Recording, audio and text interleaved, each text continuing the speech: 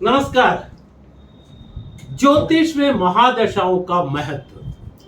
देखिए, ज्योतिष में महादशा और अंतरदशा का अत्यंत महत्व होता है। दशाओं का बात करते हैं तो 40 से अधिक प्रकार का दशाएं हैं, लेकिन अधिकतर ज्योतिष विंशोत्तरी महादशा का प्रयोग करते हैं और चर दशा का भी। जब कभी हम एक जन्म पत्रिका कुंडली हाथ में लेते हैं तो हम क्या देखते हैं? पहले राशि चक्र। राशि चक्र में ग्रहों का स्थिति कैसा है, उच्च का ग्रह कौन सा है, नीच का कौन सा है, स्वक्षेत्र का कौन सा है, स्थान परिवर्तन में कोई ग्रह है क्या। फिर हमारी नजर नवांश की ओर जाता है, नवांश चक्र। नवांश चक्र में देखते हैं वर्गोत्तम में कोई ग्रह है क्या, भावोत्तम में कोई ग्रह है क्या, पुष्कर में कोई ग्रह है क्या। फिर देखते हैं कारकांश लग्न, इंदु लग्न, षटबला। फिर देखते हैं उस पत्रिका में लग्न से और जन्म राशि से गोचार ग्रहों का स्थिति कैसा है। फाइनली हम देखते हैं महादशा और अंतरदशा। सो ये सब निरीक्षण करने के बाद फिर देखते हैं महादशा का स्वामी का स्थिति कैसा है राशि चक्र में और नवांश चक्र में, अंतरदशा का स्वामी का स्थिति कैसा है राशि चक्र में और नवांश चक्र में। तो इतना विश्लेषण करने के बाद एक जन्म पत्रिका में से कम 80%, 80% एक जनरल आइडिया हम लोग को मिल जाता है। और सभी ज्योतिष सबसे अधिक महत्व किसको देते हैं? महादशा और अंतरदशा।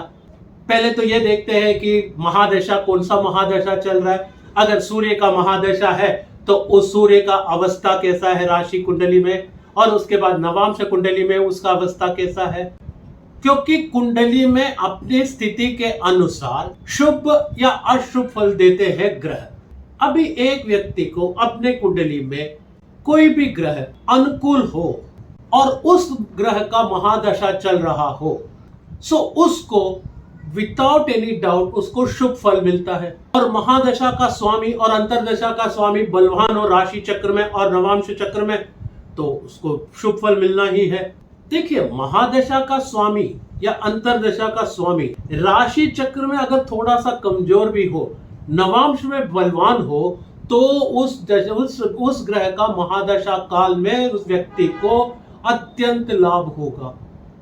अभी मैं उदाहरण के लिए बताता हूं। किसी भी व्यक्ति को बृहस्पति का महादशा चल रहा है, ये मान लीजिए उसका बृहस्पति का महादशा चल रहा है। बृहस्पति का महादशा 16 साल के लिए होता है और बृहस्पति उसके जन्म पत्रिका में मतलब राशि चक्र में मकर राशि में हो। मकर राशि बृहस्पति के लिए यानी गुरु के लिए नीच स्थान होता है। तो राशि चक्र में नीच स्थान पे है तो वो बलवान नहीं है, वो कमजोर हो गया है।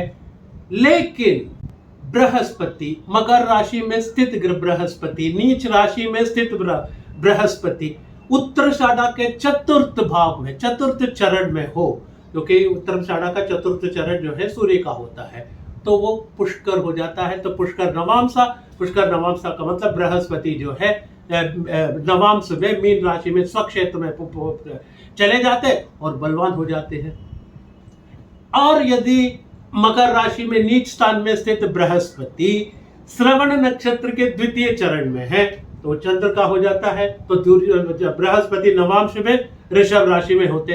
तो मेरा कहने का तात्पर्य यह है, मकर राशि में नीच भाव में स्थित होने के बावजूद भी बृहस्पति अगर उत्तराषाढ़ा के चतुर्थ चरण या श्रवण नक्षत्र के द्वितीय चरण में हो, नवांश में पुष्कर हो जाता है और अति बलवान हो जाता है और उत्तम फल देता है।